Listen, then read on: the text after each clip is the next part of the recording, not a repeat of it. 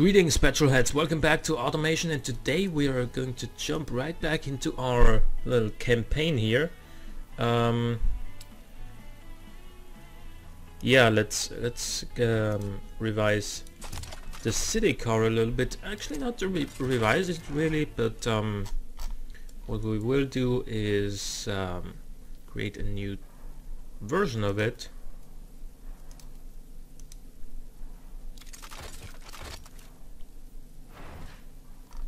Because somebody pointed out it would be pretty great to have an estate version of this for more practicality, and I totally agree.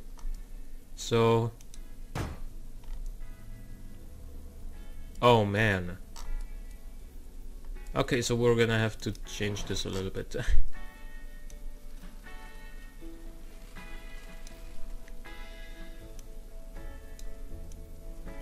Let's move this like here.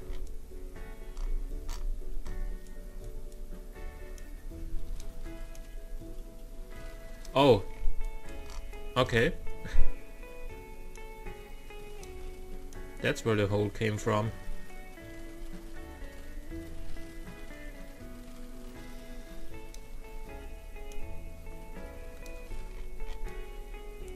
You know what? What if we give this thing new tail lights altogether?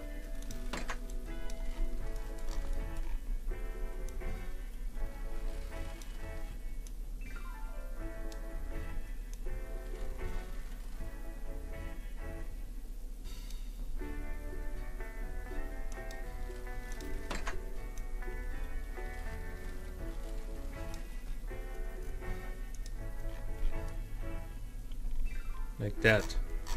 Then put this like up here or something.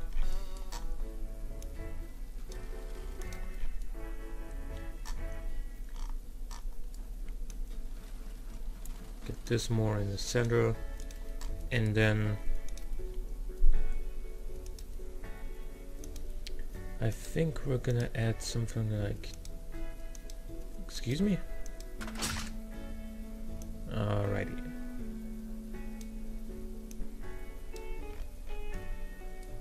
Something like this. Okay.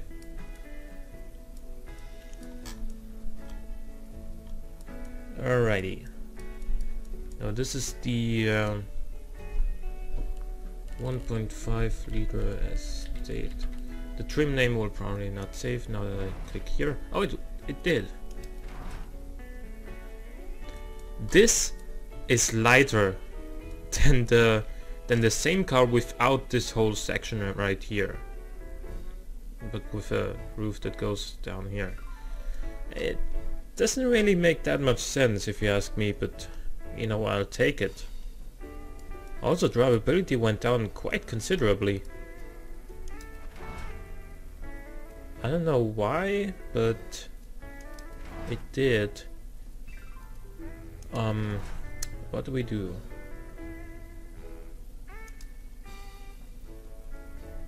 This didn't help very much. Let's just leave it. Let's just leave it as is. So the estate version is gonna be harder to drive. That makes sense. Also, oh yeah. Also, this is 1959 now. For this model, for this trim, yeah. For the estate, because we introduced it after the previous version.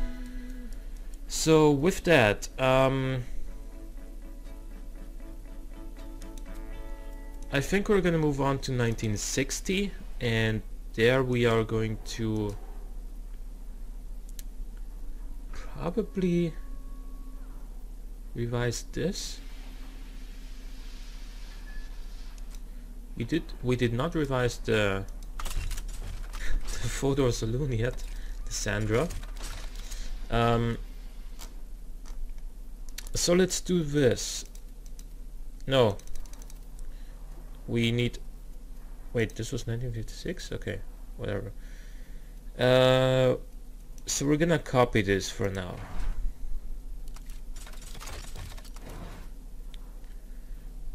on the new trim we're gonna go to 1960.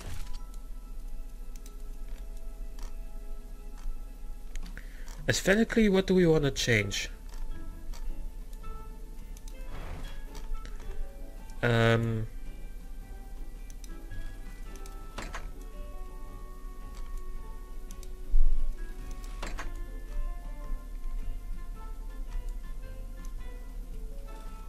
Just place these like here, I guess.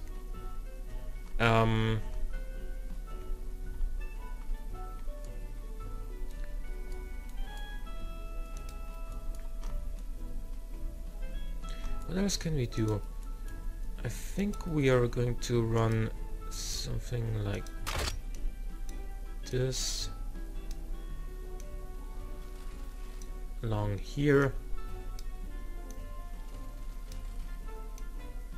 Actually no, because it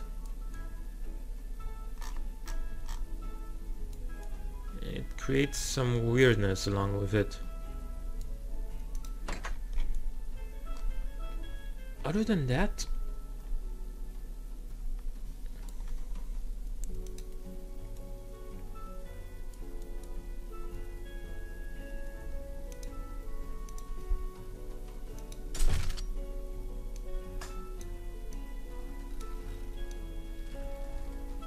maybe a little bit of this.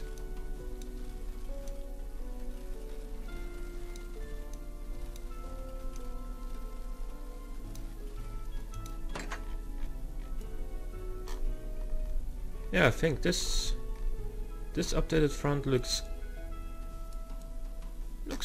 okay. We're gonna space these out a little bit and move this a little bit further to the right, like that.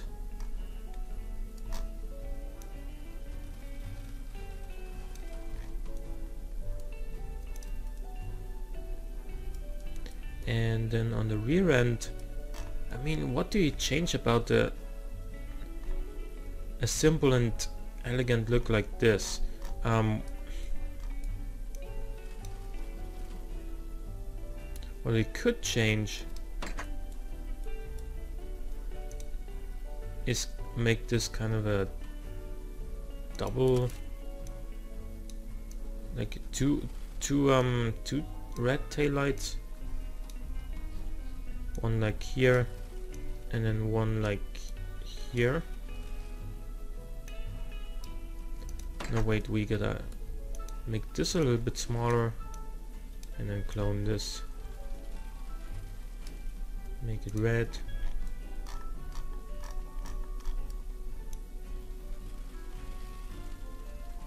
And then I think we're gonna also quickly delete this, clone that, so that it's the same width. This looks a little bit weird.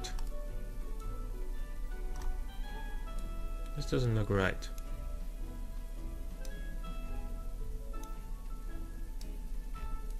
What about now? Yeah, that's better.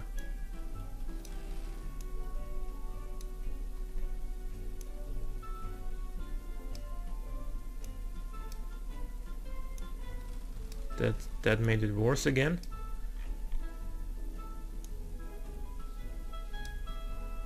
Let's just leave it like this. Alrighty then. So this is the 1960 facelift.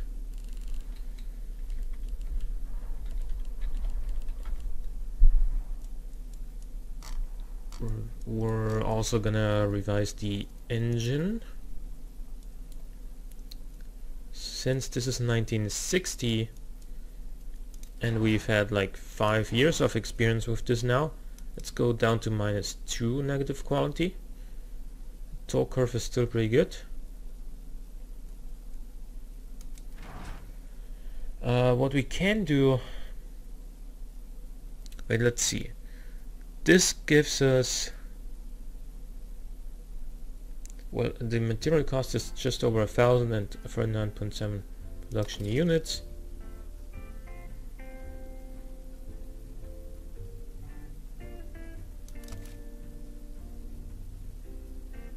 this is more expensive to build, but it'll also... Wait, economy is 398.8. So this is more economical. Oh. That's where we should be. 392.8, that was 398.8. You know what, let's update to a twin carburetor with the 4-barrel.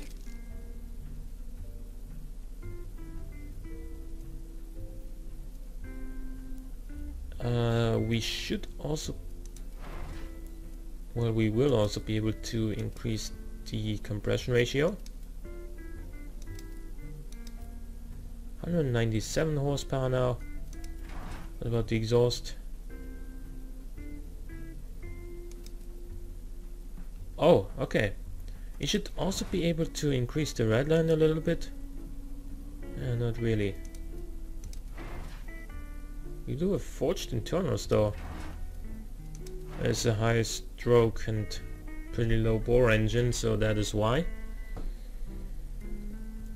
I mean, 5 years later you can definitely just talk about, you know, updating bore and stroke ratio of an engine.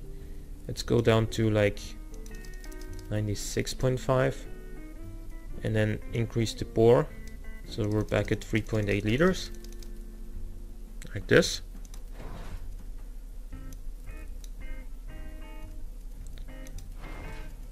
How about this now? Oh yeah, look at that. We can go up to 4700 RPM without any problems. That torque curve is just beautiful though.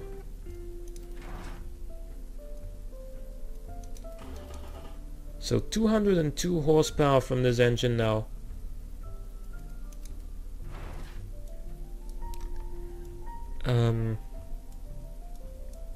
What do we do about the spacing and the gearbox altogether? Do we give it a 4-speed in 1960? No, I think we're gonna stick with 3-speed. Oh, yeah, 8.8 seconds now. Acceleration time. The suspension probably needs to get reworked a little bit.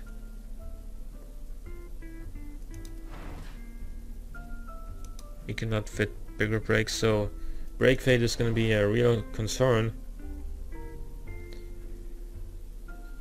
Semi-clad under tray? No, I don't think I want that. Oh, there is now power steering, huh?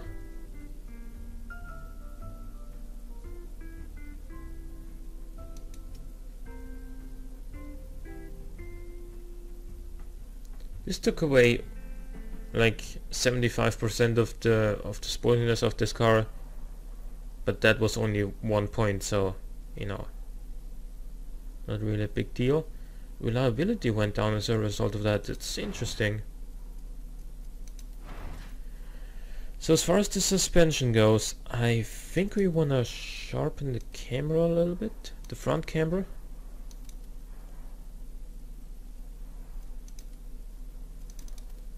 How about this then? 1.0.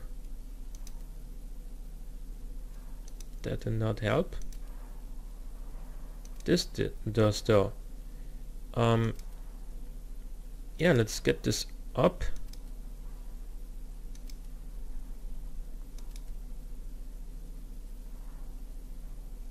(18.8) drivability is just much more than we had before.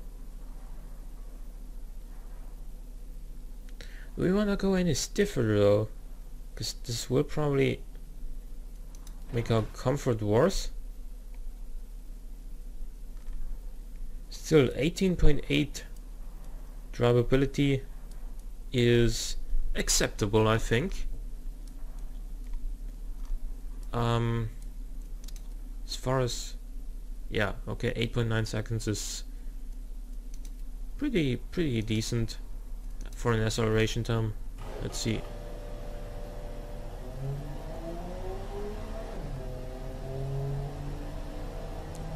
Yeah, this is the lack of responsiveness, really.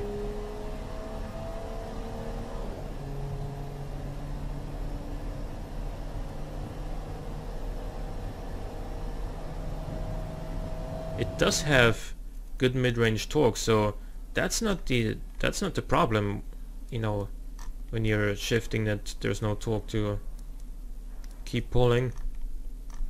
But instead the issue is more like, yeah, the lack of engine responsiveness.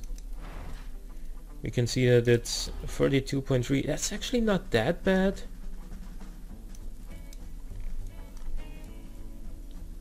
Let's see, what if we go for a tubular header? That did not change anything, as far as the responsiveness goes, at least. Wait, what? This 3.8 liter engine weighs 302 kilograms? Oh man. I can understand now why this car did understeer so terribly, because of the freaking weight distribution. Like a 300 kilogram engine up front. Actually, the weight distribution is not that bad. Yeah, but anyway, I think I'm pretty content with these changes. I could actually, let's try it. Let's not only talk about it, let's try it. Increasing the rear spring stiffness some more. 20 drivability. 20.3. I think that's where I'm gonna leave it, because I don't want to reduce comfort much more. Yeah. So this, wait, 11.2 liters per 100 kilometers. As opposed to what?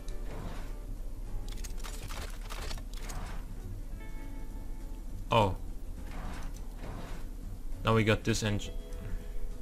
I'm an idiot. I don't know what I changed anymore. I forgot to create a new trim of the engine, and therefore it now loaded the old car, the 1956 version, with the new engine, with the 1960 engine.